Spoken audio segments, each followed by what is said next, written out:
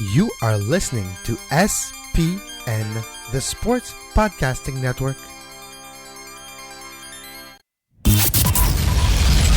Welcome to Scuderia F1, the podcast that's always up to speed with the latest Formula One news. Follow us on Twitter at Scuderia F1 Pod and subscribe to the show on iTunes and Stitcher. Now, here are your hosts, Mark Dailey and Kevin Laramee. Hello, good evening, and welcome to episode number 11 of Scuderia F1, the podcast that is always up to speed with Formula One racing. I'm your host, Mark Dailey, and I'm joined, as always, by Kevin Laramee. It's the beginning of summer. There's Formula One, there's Copa America, there's the European Championship going on. For guys like Kevin and myself, this is an extremely busy time of year, especially when you get two Grand Prix back-to-back with Montreal and the European Grand Prix at Baku. But this is what we live for. Kevin, how are you doing tonight? I am doing amazing, Mark. You mentioned it's a busy time. Yes, if you are a soccer fan, I urge you to go listen to Soccer Today, Monday to Friday, live 11 a.m. on SPN Radio, on our YouTube page, and on the website, sportspodcastingnetwork.com. But outside of the Euro, F1 is really interesting right now, and I did a lot of research on GP2, Formula 2.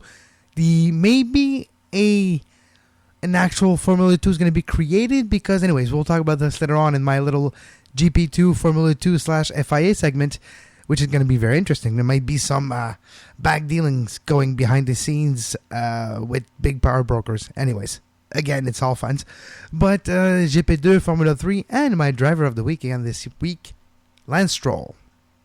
And I even have a follow-up from your driver of the week that we did a couple of shows ago, because being Canadian, obviously one of our sporting legends, not just in Formula One, but in Canadian sports in general, is Gilles Villeneuve. We talked about him a couple of weeks ago, and there is this article up on Formula1.com this week called F1 Cult Heroes, and none other than Gilles made the top of the list, so we'll talk about that as well. But before we get to all that other good stuff, we had the European Grand Prix for the very first time in Baku in Azerbaijan this past weekend. Very exciting, very interesting practice and qualifying sessions, and somewhat of a, downplayed, muted, maybe anticlimactic actual race, because there was a lot of cars going into the runoff areas, lots of cars hitting the wall during the qualifying. We all expected at some point there was going to be a safety car or a virtual safety car, and there was none of that. All it was Nico Rosberg disappearing off into the sunsets, or at least it looked like it was getting to sunset at one point. Exactly. But he was disappearing down the track, and he captured the Grand Slam. He led the race from pole to finish. He had the pole position and the fastest lap, and he's reestablished a 24-point lead over his teammate Lewis Hamilton. A big weekend for Nico Rosberg, eh? A very big weekend, Mark, and it's kind of crazy. Last week it was 9 points. We're talking about, the return of Lewis Hamilton in this championship discussion and the race for the championship. Right now it's back to 24, and Nico Rosberg is back with not necessarily momentum, but at least they've done the right things right. And there's an article on Autosport that came out today, Mark, that really got my attention. It talked about how F1 in Baku, we saw where when it overcomplicates themselves, DRS here, energy transfer here, we're having the rules not to talk to the drivers about this situation, about the tire, about technical or maneuvers they have to do, because they want to make it more fun. But by overcomplicating things, you end up with races like Baku, where a lot of drivers are not able to get the potential out of the car because either the DRS energy, the kinetic energy that they're gathering with the DRS is not able to be transferred to the motor like it was for Lewis Hamilton, and other problems like this, that the engineers are not able to tell the driver what to do or what's going on because they're not allowed to, gives a race where people are a little bit more conservative, and that's what happened with Baku. Outside of 2-3 drivers that trying to overtake and trying to make the show, it was kind of a procession, and it was really exactly the opposite of what we were expecting. And this article, Autosport, blames F1 itself by trying to overcomplicate things, and says that, look, you're actually now looking in what 2017, 2018 is going to look like. Why not put it back to maybe a purist form of racing, or mechanically and the driver it's fine electronically speaking, yes, but don't necessarily overcomplicate things. Well, it's very interesting. You should mention the radios and the radio ban and what they can and cannot tell the driver and what the driver can or cannot ask his race engineer. Sebastian Vettel said after the race, and I'm pretty sure he called the rules stupid, not one to mince his words, because he actually said, and this is an interesting point of view, that he said as a driver, he finds it a little bit distracting from the task at hand if you're driving down the road at 200 miles an hour, trying to figure out what you can or cannot ask your engineer about a specific issue. And I can understand that there are so many things that you're trying to manage, so many things that are going on at your fingertips, and to try and properly phrase a question about am I in the right engine setting or what's happening with so-and-so, the things that they can or cannot ask, that would be a big distraction for them. However, it was interesting because that was one of the issues that came up later in the race. Both of the Mercedes had problems with their engine settings. Nico Rosberg, he had the same problem that slowed down Lewis Hamilton for quite a big portion of the race. But from what I understand from what Toto Wolff was telling the media after the race was that when Nico encountered the situation, he'd already switched out of one engine mode, so he knew how to switch it back and correct it. Whereas for Hamilton, it had happened earlier, and there is literally hundreds and hundreds of settings that you can put these dials into, and it took Lewis quite a while to figure it out. Now, the one thing that I did find was interesting that once Lewis figured it out, he sped right up, and then one of the media members asked Wolff, well, if he was in the right engine setting after all that, why was he not faster? Why could he not maintain those fast lap times?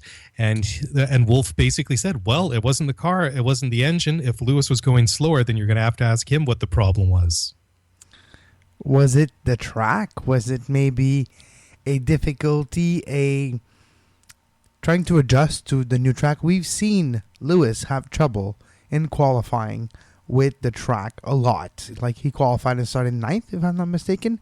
Because 10th, I believe it was. 10th, yeah, at the end, because he got overtaken by a faster car, yeah.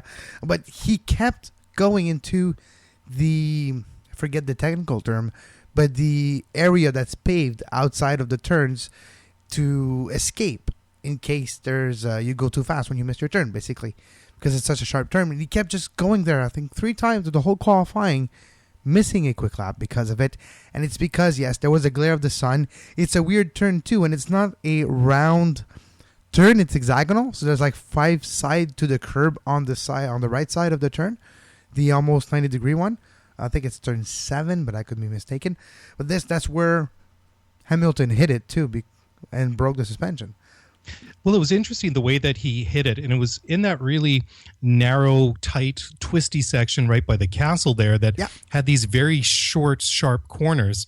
And all he did was just catch the outside of the wheel because he didn't damage the wing or the side pod or the suspension itself. He just caught the outside of the wheel on that concrete Armco barrier, and that's all it took to snap the steering arm, and that was his qualifying done. But I think that what Toto Wolff was suggesting was perhaps that at the point where Lewis had actually reset his engine, got it back into the proper engine mode, was at that point perhaps he thought that he was too far behind to catch Kimi Räikkönen, who was in 4th, and perhaps that's the case. But that seems a little counterintuitive, if you will, because Lewis Hamilton is one of these guys he's a triple world champion, but he doesn't have the word quit in his vocabulary. No. And so I'd be very surprised if that was the case, that Lewis just stopped pushing, because that doesn't strike me as the Lewis Hamilton we've been watching for all these years.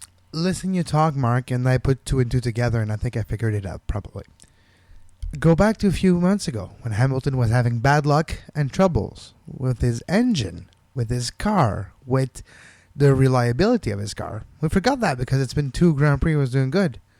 Don't forget that, because once your car is starting not to go the way you want to, and it happened in Baku, what's your first instinct reaction or your emotion? It's coming back. It's happening to me again. All right, so maybe I shouldn't push my car too much, especially with the amazing long straight, like 2 miles long straight, basically with just a few right-hand turns, but it's basically straight. Maybe I should save my engine and save my car a little bit, because there's like 15 races left. And that's the thing, because Lewis said after the race that it's basically, well, I wouldn't say that he said that it's Rosberg's championship now, because there's still 14 races to go. Still a very long way. We're only a third of the way through the season. But he was basically hinting that with the allotment that they have with the engines, what they're allowed to change, and all the penalties that may arise, that once you go through all the parts that you're allowed to change and your allotment, that he's going to incur grid penalties later on in the season. So that could theoretically play into Nico Rosberg's hands if he continues to have these problems with his power unit. And Rosberg, it's interesting because he kind of had a similar race to Hamilton last week in Canada and 2 weeks ago in Monaco, because we saw how it was raining. He didn't have his car set up and he just couldn't get any heat in the tires. He just couldn't get any grip. He had no confidence to take it around that tight track. And fast forward a couple of weeks, it's almost the same thing again. But things are looking very good for Nico at the moment. Things have gone back his way, and very much how Hamilton was able to claw back out of that 43-point lead. Yeah. Now it was almost, well, it wasn't the ideal situation. Obviously, Hamilton finished in 5th place and got 10 points. And so Rosberg was only able to open the gap by 15 points. But still, he basically has a race victory in his pocket with that 24-point lead that he has over his teammate. So it does look good for him for that point of view. We'll see in 2 weeks when they go to Austria. That's a track where the Williams have gone well. And I thought Williams was a bit of a disappointment this weekend, as were the Red Bulls, as were the Ferraris. Obviously, Vettel got 2nd, and Raikkonen ended up in 4th. And, well, he had that 5-second penalty. And I thought that Sergio Perez from Force India drove a fantastic race. He eventually beat Raikkonen, I think, by about 10 seconds or so when it was all said and done. But even before that, he passed Raikkonen on the track. He didn't really need to. He didn't really need to take that risk, because as long as he stayed within 5 seconds at the end of the race, he would have benefited from that 3rd place on the podium, because Raikkonen was going to get that 5-second time penalty added on to his time for crossing over the painted line in the pits. So that was a great result for Force India. And then I agree with you, Mark, and it's a combination of factor. What engine does Sergio Perez have in his car? Oh, the Mercedes. Exactly. It's the Mercedes. Is it a coincidence that it's his 2nd podium in 3 races?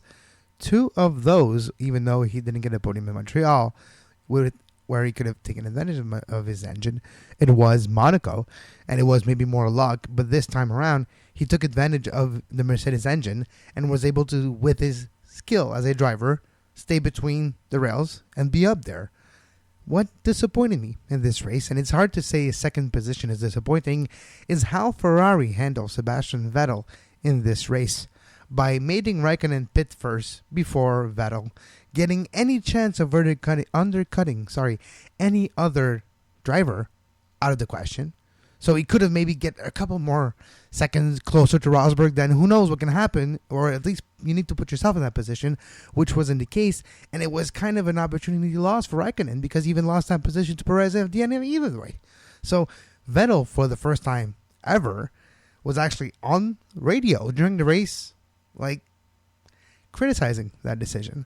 And I would be too in his position, because yes, he did finish 2nd still, but it's disregarding all the strategical error that Ferrari did, and they're still getting podium, but it's in spite of their strategical error. They could be closer, if not having wins in 2016, if it wasn't for those mistakes. Well, it really makes you wonder if Sergio Marchionne, the big boss at Ferrari, is starting to lose patience. He's in the garage every race weekend now, and I think that they really had bigger hopes that they would be having more success this year, and they just haven't been able to deliver. They looked very good in Australia, and of course they didn't win there. Rosberg won, and again this weekend, I don't know. I mean, because it was a brand new race, brand new circuit, it would be really hard to see how all the teams would match up once they got out of the practice and into the race itself. But the closest anybody got to making a move on Nico Rosberg was Daniel Ricciardo on the first corner of the first lap, where he had a little bit of a look, but still Nico had a car length in front of him. Just took his line into the corner and then basically disappeared down the track. Ricciardo, he disappeared down the race order. He had finished in 7th, as did, or just one place in front of his teammate, Max Verstappen, who finished 8th. And they were just very unimpressive this past weekend. And I guess if you're Daniel Ricciardo, you must be doubly frustrated considering how close you could have come to winning that race in Spain, how close you came to winning that race in Monaco, and then just not being a factor the last 2 weekends in Canada and now at Baku. Well, this is the words of Ricciardo himself after the race, talking to Sky Sports and the other journalists in the scrum. He was saying that now the races, the outliers are done. The races that are different, that are not necessarily the tracks that the cars are built for, we're done with. We're going to Austria. We're going to Silverstone. We're going to the European season. And with this come the tracks that our cars are built for. And all the advances and all the evolutions of the cars are made for to take advantage of those cars. The cars are not made to be full out 100% in straight lines and quickly turn. No, they're made to be in circulation in sinuous type of tracks, and we're going there. So for Red Bulls themselves, it's going to get better from here. And for Ferrari, they're going back to a place where they have data, they have experience, and they have instincts and literally a routine involved in those tracks. So those things are going to come on the track, well, hopefully, to bridge that gap. So maybe we're going to get closer time in the upcoming races because of those factors, because we're going to races, to tracks that do fit more F1 cars as a whole. So the one outlier of those cars' engine and the mix of this makes this car so much better is maybe taking it out of the equation. So that's the interesting thing with the European season really starting. Well, I thought it was interesting that just how well Nico Rosberg went at Baku this past weekend, because it looked like, and we've seen at times this year how the other teams have been able to close the gap or have been in front of them, but especially when they get into traffic. I think that when that Mercedes is in traffic, it's not really meant to or designed to run well in that dirty air in the middle of the pack somewhere. But Nico out front this past weekend, the gap was as big as it has been at any time in the past few seasons since they switched to the new hybrid turbo engines, and it was just completely dominant. So we'll see what happens when we get back to the European tracks, and then, like you say, to the other tracks where they have lots of data. And Ferrari themselves have hinted that they've got some upgrades coming.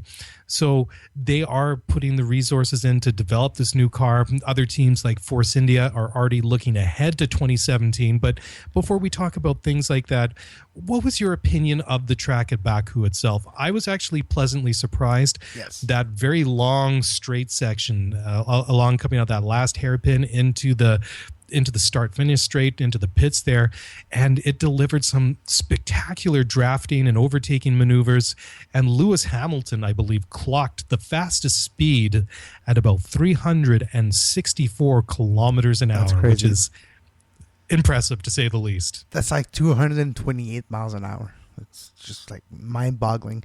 But no, my impressions on the track, there's two, all right? And they're very contrarian to each other. I love the track with the fact that it's an outlier. You have the fact that it has an identity, and the fact that you see the old and the new of Baku, the castles and the flame building all on the same track. But it's a track made because they said, look, we want you to race here, and we want you to put our landscape on your TV. So you need to pass by this castle, and you need to pass by here, and you need to pass here. So like, all right, we'll do the best what we can. So it's not a track that's built to have the best out of the car or have a great race or a great battles of cars on it. No, but they did do the best that they could with what they had. And I have to say, it's impressive in like the change of elevation in the whole race, mixed with the narrowness. I don't know if it's a word, but mixed with the width, that it's very narrow, of the castle section going down, up, corner.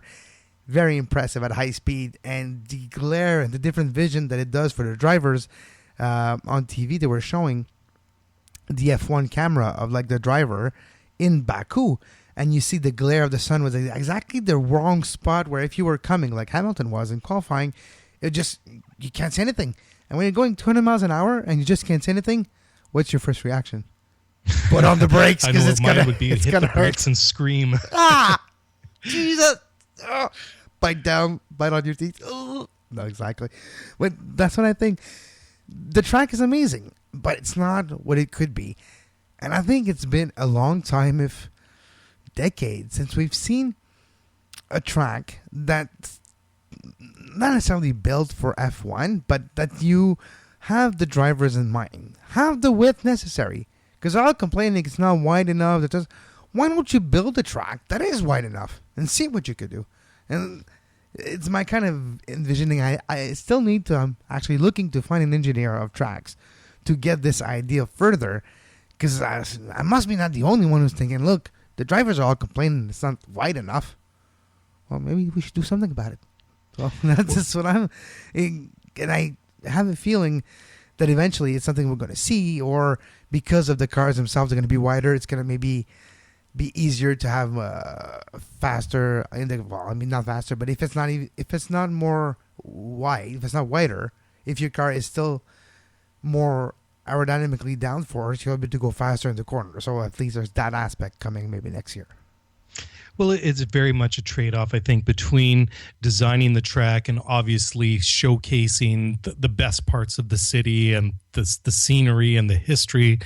Obviously, with that, the medieval castle and things like that.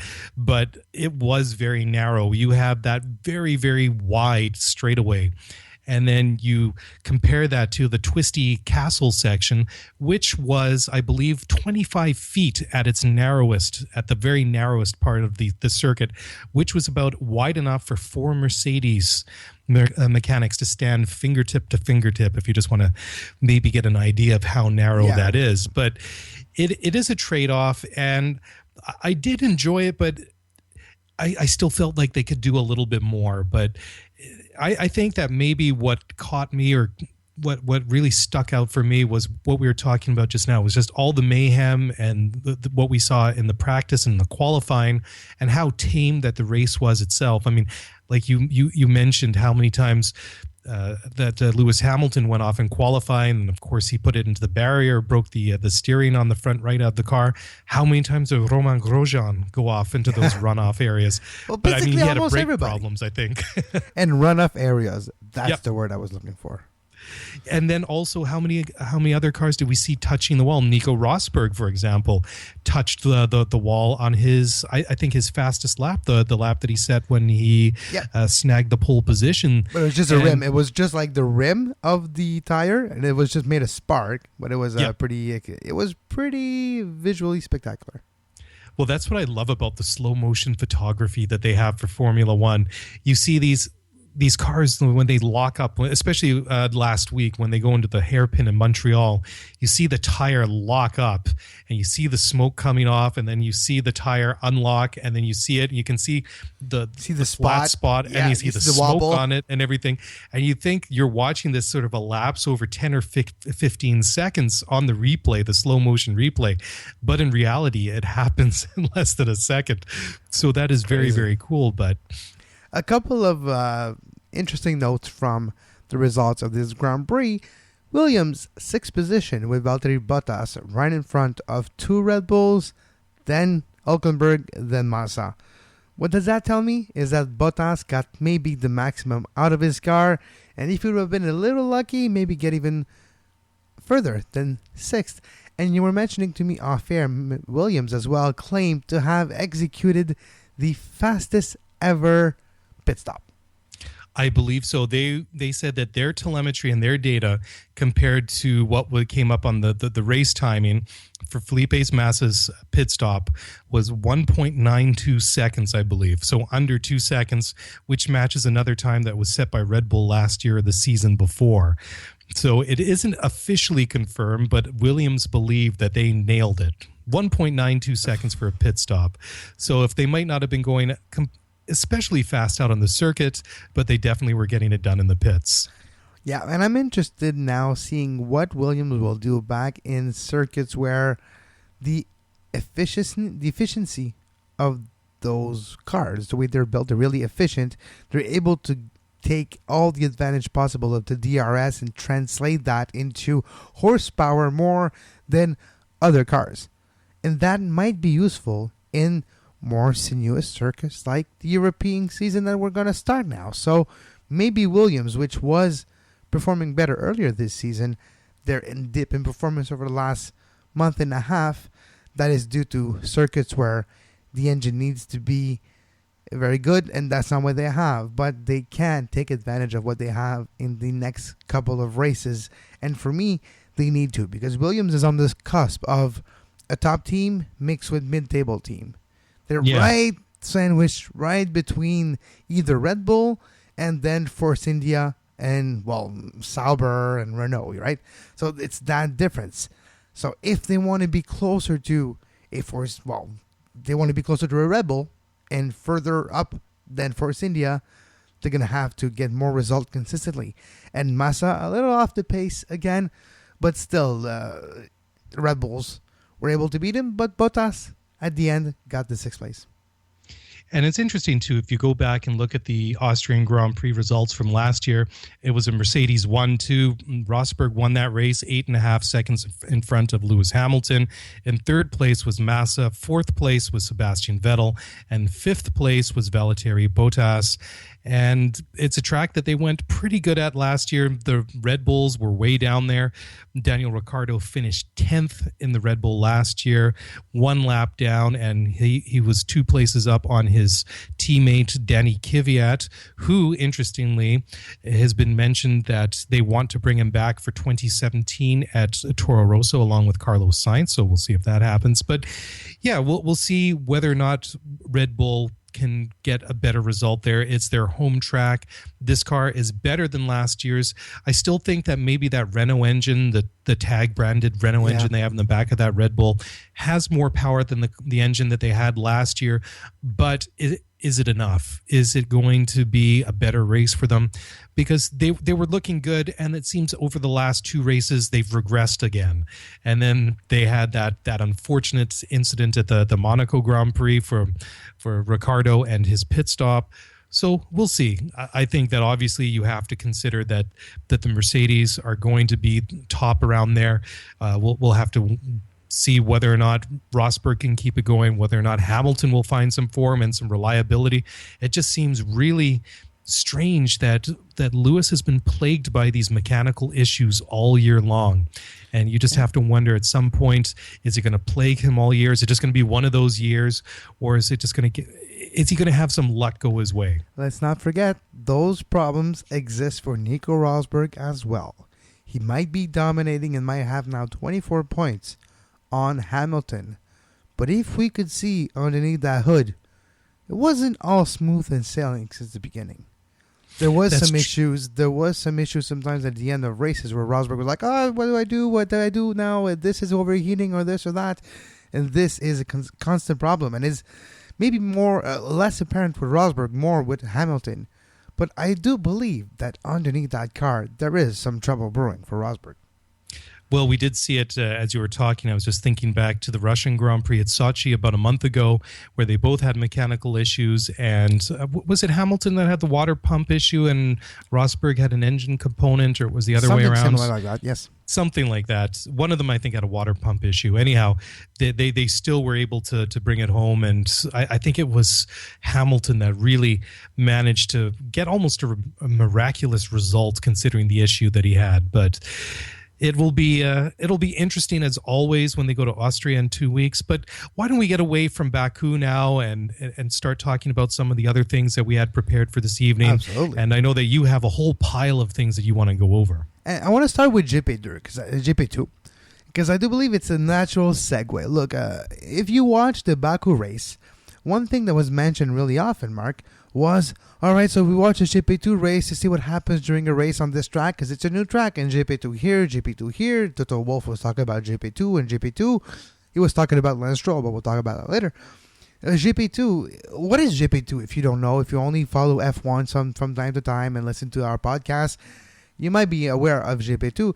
GP2 is a non-FIA series that is close to a Formula One in the sense that it's open wheel, but everybody has the same engine, everybody has the same chassis. It's Dallara, and the engine is a name that you will be very familiar with if you are a long-time F1 fan and geek, let's say. Let's be honest here. Mecachrome. Do you remember this engine company, Mecachrome? Mm-hmm. That was with Bar and many different teams. The French aerodynamic company, which makes engine for GP2. This car has a lot of different teams, and it's a championship that does follow F1 in the European season. It's more based in Europe, a couple races here and there. But it's a very different type of championship where, because everybody has the same type of car and the same type of engine, the pilots, the drivers, really make a big difference. And you have great performances of cars, and their lap time are a big difference from F1. But they do have the DRS. They do have slick tires from Pirelli. Pirelli is a big sponsor and a big partners of this series. So is Dallara and Mecachrome. So with this series, you have a lot of teams that are kind of familiar if you are a geek and follow other type of motor racing. They have like a top team in GP2. The premier example is Prima Racing, which won both races in Baku. A rookie, Antonio Giovinazzi. I'm probably butchering his last name, but he is Italian. Number 20 in his car, Prima Racing. He won both races that were, by the way, carnages. They were chaos, accidents everywhere. That's why everybody probably watched the GP2 races, Mark, and said, you know what? Let's not do this. This doesn't look fun. Let's just be careful out there and let's make sure that we finish the race. Maybe that's why the Baku Formula 1 race was boring.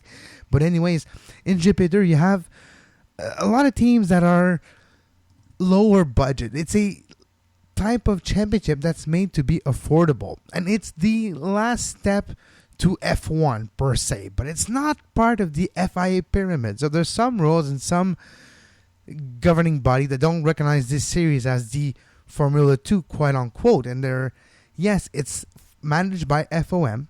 So if you're wondering, GP2 is managed by Formula 1 management, and it is sponsored by the same type of companies, and it's following the Formula 1 championship in Europe, but it's not part of the FIA, and it's not directly involved. It's just a contract that they have since 2005. And that contract, that's the interesting part, is coming to close very soon. And since last year, President of the FIA, Jean Todt, has given the mandate to clarify the relationship between GP2 and FIA, and FOM inside as well, to have in the pyramid now Formula 2 to complete the development pyramid for drivers from kart to Formula 1 in the FIA sanctioning body pyramid, because now GP2 is not in there. And if it would have different rules.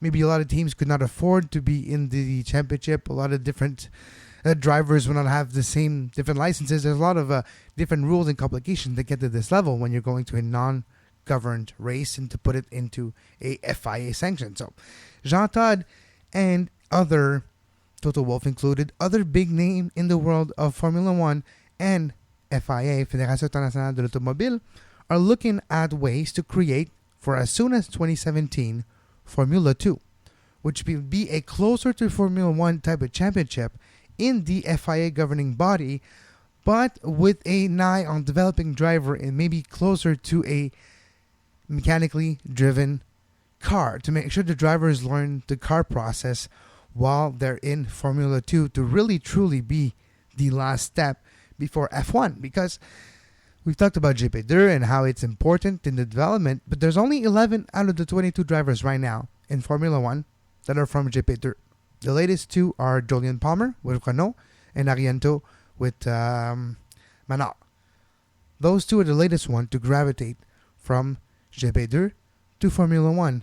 But there's a lot of great other drivers out there, like Lance Stroll right now, who is in Formula 3 in Europe. He's dominating in Europe, and he's already licensed by FIA. He's already driving for Prima team, which do have the same team that the guy we mentioned earlier. That's why I'm not repeating his name, because it's too hard, Mark. But the same Italian rookie who has won both races in Baku His team is Prema. In Formula 3, Prema Power Team has a great team as well. They're dominating the championship. We're our driver of the week, Lance Stroll. But just to finish on Formula 2, what interests me is if you get an affordable way to do Formula 1 and you brand it Formula 2, that might be the future, not just for development, but for race themselves. Because GP2 race is what people love to watch, is overtaking, is the driver influence on the car manifest on the track and not the other way around. That's what people like to see. And in GP2, that's what you have. They want to create a Formula 2 underneath their sanctioning body that would generate that type of passion to maybe eventually able to transition that soul of racing back to F1 because it doesn't have it. So that's my interest in this decision that's going to be taken in the next few months is, do they go with the Formula 2 with a chassis for everybody, and it's like every team has a B team, and then you see real driving, real racing, and that's kind of the idea. Well, it's interesting that as you're talking there, it reminded me of what I heard Jenson Button say after the race here at Baku. And he said that, and I quote, "Respect and understanding helped Formula One avoid the GP2 style carnage at Baku this past weekend." And it was literally carnage. There were two races that were completely chaotic. The Sunday morning sprint had several safety car restarts, and then there's a one-round ban now for Honda protege Nobuharu Matsushita. So it was a real chaotic is the easiest way to describe it. And then Button went on to say, "We saw incidents in the feeder series, but that's because they're the feeder series. To get up to F1, you have to be good in other categories and stay out of trouble."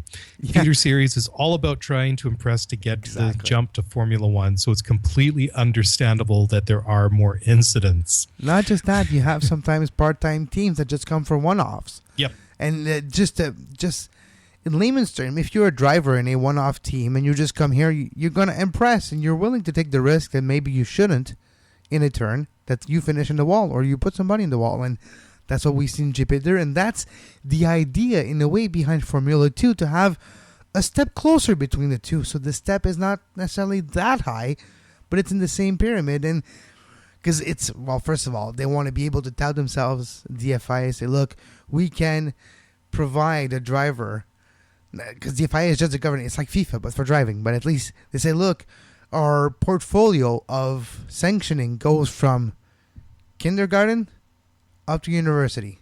And then you graduate, you're in F1.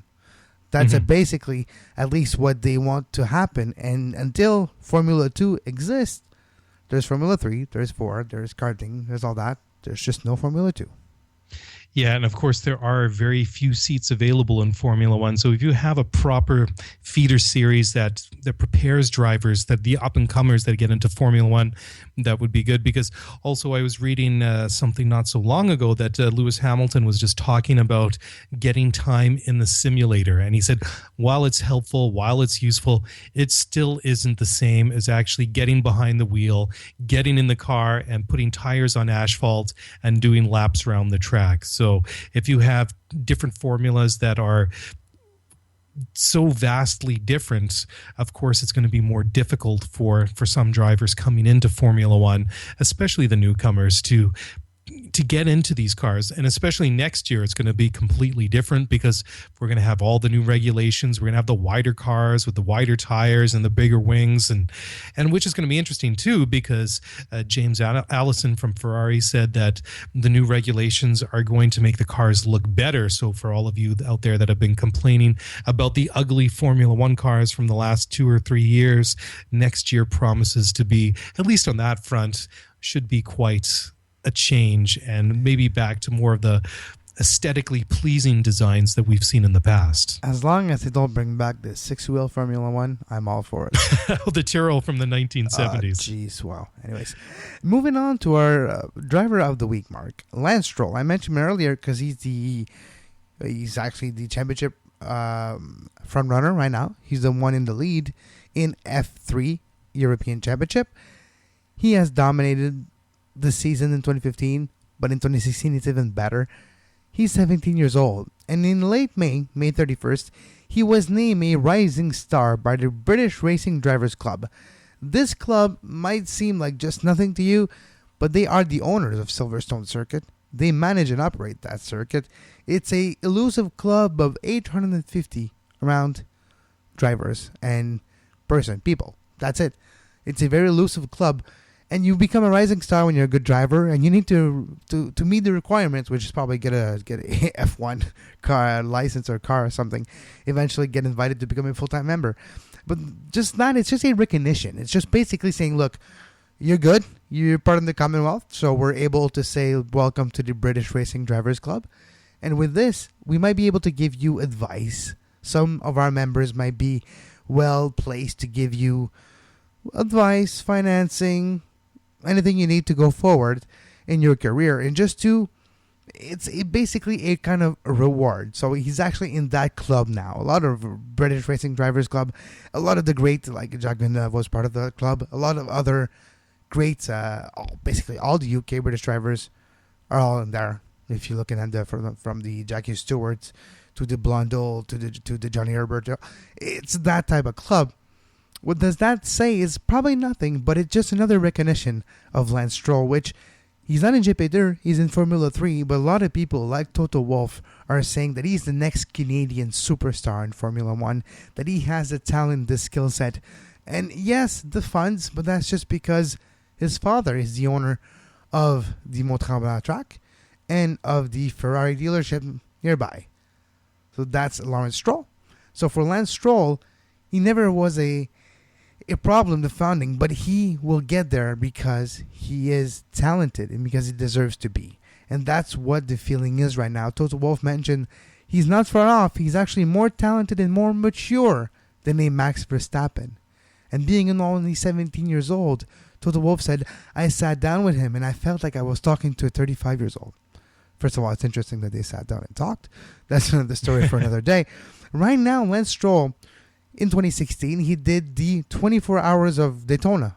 The Rolex 24 Hours of Daytona, finished 5th for the highest place, the youngest, highest place ever in this race for Lance Stroll. As a 17-year-old, there's never a 17-year-old that finished in the top 10.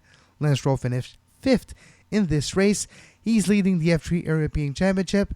He is part of the Williams development program for drivers. He was with the Ferrari development program, but he moved a year and a half ago from Ferrari to the Williams drivers program, and he's on the docket to become a test driver. He's already have tested a little bit, but Paul Di Resta is the test driver right now. Lance Stroll is going to get his time soon. I wouldn't be surprised if he gets a shot soon. If Massa, this year might be the year where we see the end of Felipe Massa with Williams. Guess what? It might be a Canadian boy from Mont-Tremblant who takes over next year. And that would be very interesting. And of course, being in that Williams development program makes more sense for a young driver compared to Ferrari, because when was the last time we saw Ferrari give a race seat to a young driver? Gilles Villeneuve? It's been a very long time. And exaggerating here, but yeah. Speaking of Gilles Villeneuve, picking up on your driver of the week from a couple of episodes ago was Gilles Villeneuve. And on Formula1.com this week, there is an article called F1 Cult Legends. There's guys in there like Jean Alesi, Gerhard Berger, Andrea De Cesaris, Robert Kubica. But the man at the top of the list is none other than Gilles Villeneuve. And it's a really cool article. There's about a paragraph or two for all of them, but for Gilles, it says, the quiet-spoken man from Canada who became a legend in his own time, Gilles Villeneuve captured the public's imagination in a manner few other drivers in history have. He was, in Niki Lauda's own words, the craziest daredevil I ever came across. Now, that is a pretty good description, and I think that basically sums up Gilles. We talked about that amazing battle he had with René Arnoux at Dijon in 1979. And if you just go onto YouTube and just search for Villeneuve and Arnoux, it is fantastic. First of all, that track, I don't know if it still exists, right? Does that track still exist, Mark? I'm pretty sure. I don't ever recall watching a Grand Prix from Dijon, and I've been watching Formula One most of my life going back to when I was a little kid and my dad would watch it. I don't even know if they showed full races on CBC back then, but I remember watching at Paul Ricard, and that's about it. But you know the change of elevation in Dijon, when you're watching that René Arnoux and Villeneuve battle, that track is just awesome because it goes downhill, it goes up, turns. It's perfectly made. It's probably not safe, and if you go to the speed that they go now, uphill and trying to turn, you probably ends up in the stand, the whole car. So I understand why not, but it's so impressive, that battle. And Gilles Villeneuve, I never seen an F1 go sideways until I've watched Gilles Villeneuve videos. It doesn't happen, but he was able to do that with an F1. Well, it's amazing some of the things that he was able to do with the Formula One car. And I've got a book here at home. It's the Formula One Opus. It's actually an ebook that I have on my e-reader. I have no idea how big this book would be if it was printed out on paper, but I've been reading this thing for months, and I was looking on the reading stats, and it still says I have, I think, something like 15 or 16 hours to go.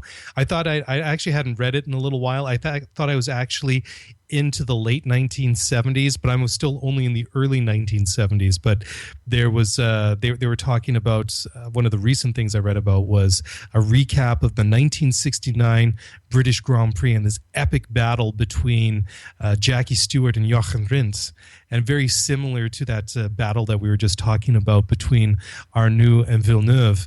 And it was the same thing. They were passing each other multiple times every lap. And then at one point, Stewart noticed that Rindt's end plate on his wing was loose and it was rubbing into his tire, and he thought it was a safety hazard. So he pulled up beside him on the front straight and pointed at something, hoping he would look into his mirror or look at his car and see this problem, whatever it was. And I was thinking to myself, would that even happen in this day and age? And I don't think that you that get black flagged in a second. Yeah. Like, no, sir, don't know. Go to the pit right now. Radio would call you. Go to the pit. But they would just shut your car off. They could do that. Just press the button. Car's just off. ask Kimi Räikkönen in Monaco a couple of weeks ago. Exactly. But anyways, Rindt did go into the pits. They yanked off the offending piece of loose bodywork or broken wing or whatever it was, and he actually went back out and finished the race. I think it was in 4th or 5th position. I think he finished 4th in the end. So that a different era, to say the least. Yeah, but you mentioned that, and it reminds me what I'm not a big NASCAR fan, but I do like to watch NASCAR from time to time.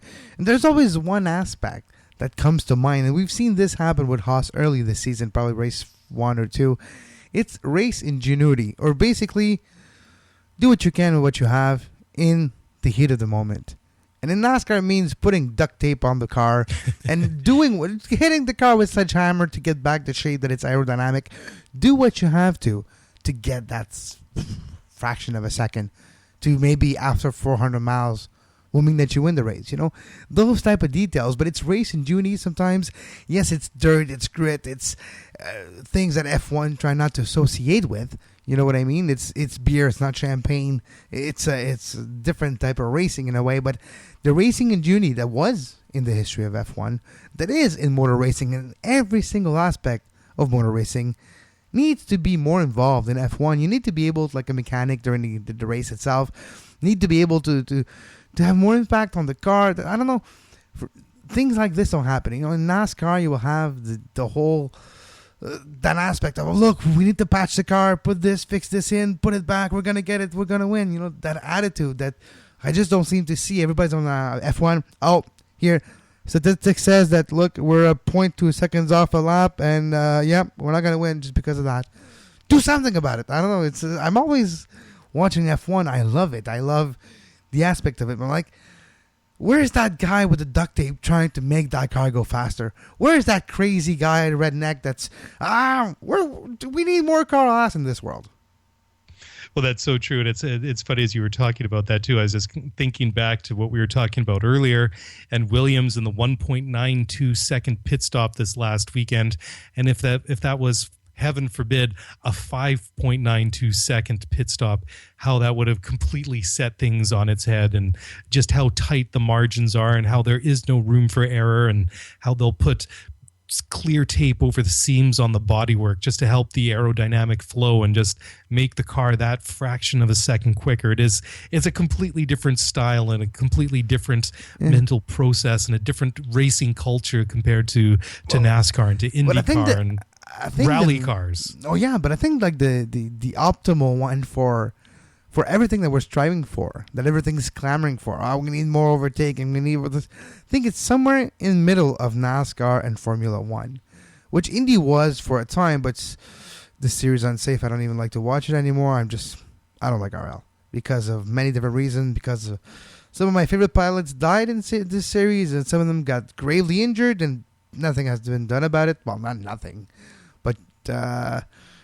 Exactly. So, just mention Greg Moore and James Hinckley a year and a half ago that almost lost his life at Indy. But going back to Formula One, I think it's somewhere in the middle, like somewhere between NASCAR and Formula One in attitude. I mean, like it's not all champagne and it's not all beer. You need to mix it up from time to time. You need to have variety in your life. And that's why, like, I would love maybe F1 go back to a more mechanical aspect to it, which I mean is, look, your advancement of engine and technology is great, but trying to find a way to make it that it's mechanically speaking where it's closer to pure cars, that it's not necessarily because of a sensor broke, that's why the car broke down, but it's because an engine blew up, you know what I mean? So something closer to a real car, real physical engine and not just sensors everywhere. But they're trying to continue though the technology advancement in like motor efficiency with gas usage, you know. Yeah, it's funny you should mention that because I seem to remember, I think it was last year, or maybe the year before that in Singapore, and I think it was Jenson Button in the McLaren driving around, and he had some electrical failure or some issue with the car, and he's driving. You can see the display in the middle of the screen. You can see him shifting through the gears and the lights going off on the steering wheel and everything. Looks really great. All of a sudden, you just hear the engine die. The steering wheel screen goes blank, and then all of a sudden it just flashes in the middle of the screen like the boot up sequence. You see the McLaren logo on all these things, and it seems so funny that basically what it is, 4 wheels, an engine, and a car running around the track, and all these. It's like a computer. It's like rebooting, like Windows. Yeah. It's rebooting itself. It must have been doing a Windows update or something in the middle of the race. I hope it didn't do like me. Windows 10. It was Windows 10. Times.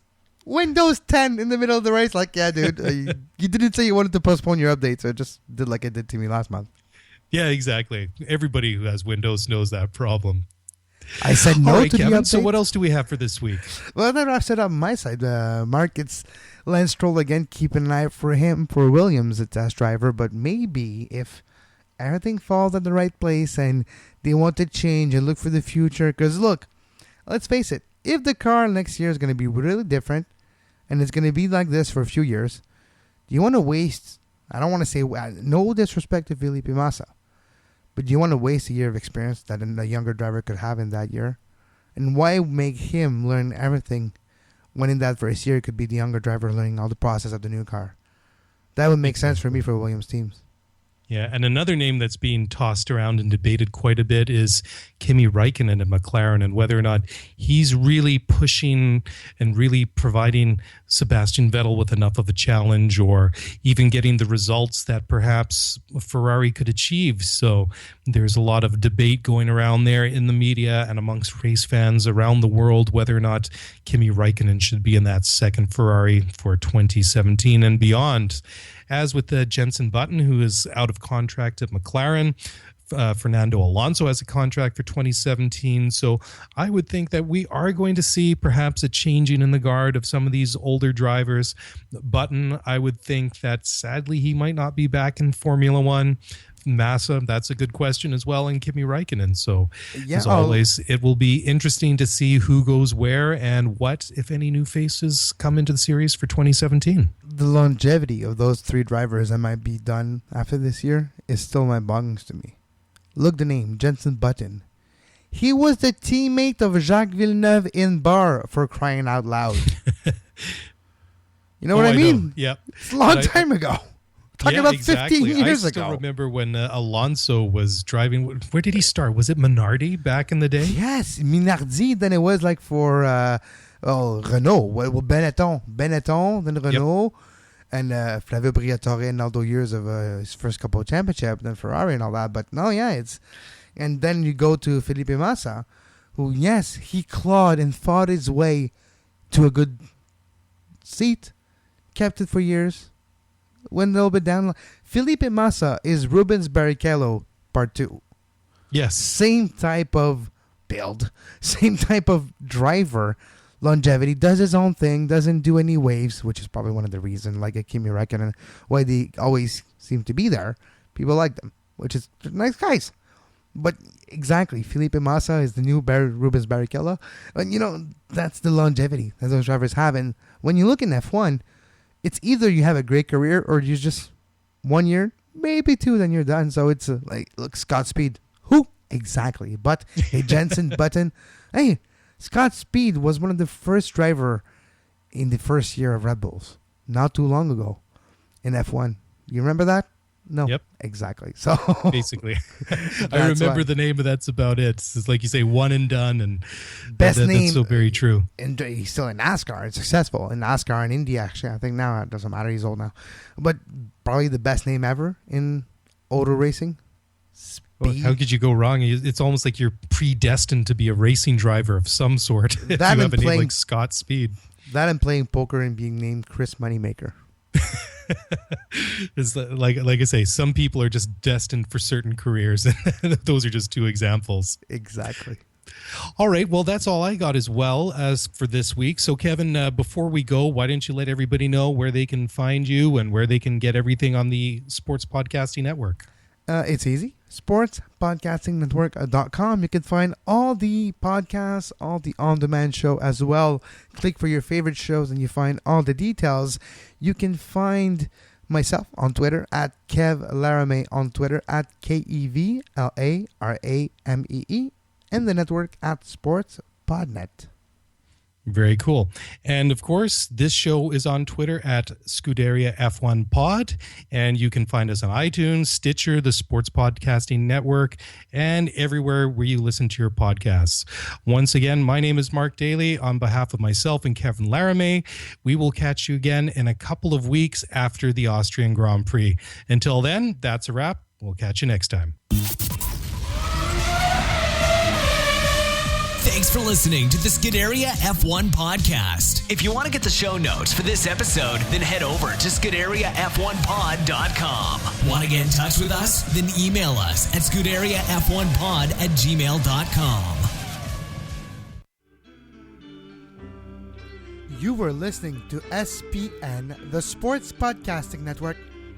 Visit us, sportspodcastingnetwork.com.